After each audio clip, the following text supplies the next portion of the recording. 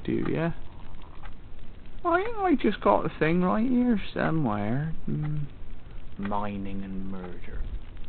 Yes, now, where is it? Here.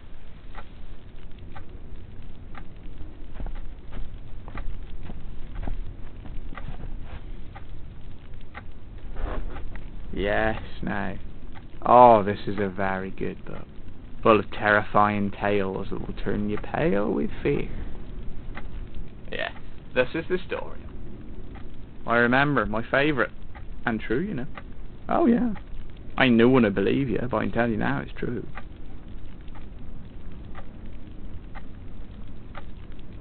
It was a wet autumn on the cold and foggy moor. The ragged tin miners were supping their steaming hot milk by the fire in the crumbling miner's cottage, just returned from their dank and filthy mines. Amongst those aged figures sat a young man, naive and chatty, but good, who'd set out from a faraway place to seek his fortune. That day he'd discovered some very rich quality ore, and was set to be made wealthy from his find.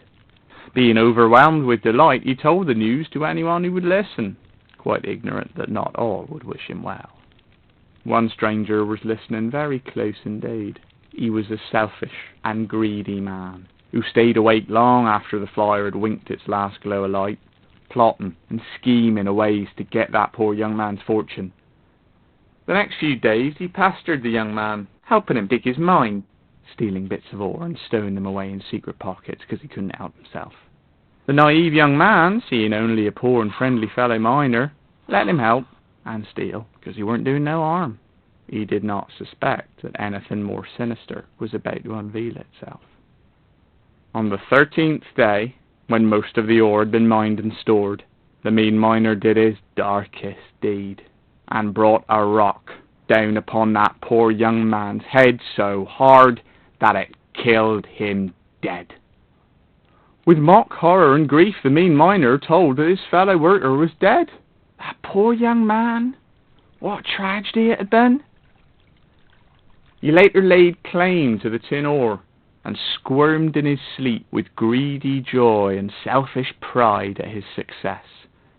Although the poor young man was soon forgotten, his unrested and tormented soul, born with supernatural power, was out for revenge. On the 15th day, the mean miner took the tin ore to the market to be weighed and valued, but the vengeful spirit of the young man had cursed the stolen tin, and it was found to be such bad quality that a severe punishment was to be inflicted on the mean miner. As punishment for his crimes, and to warn others of the consequences of presenting ore of poor quality, his hands were cut off and nailed to the opening of that dark mine now tainted with murder. But that is not where the story ends. Long after he died, when the cosy old miners' cottages receded into dereliction from the decline of the mining trade, and motor cars came to wind their noisy way across the hills of Dartmoor, many a strange and unexplained death has occurred nearby. Rumours have grown that grim, hairy hands grab the wheels of these cars, steering the drivers off the road to their tragic deaths.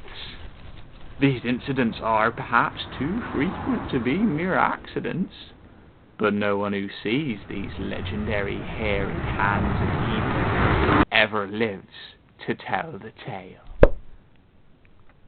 But don't worry yourself, it's only a story. Sleep tight.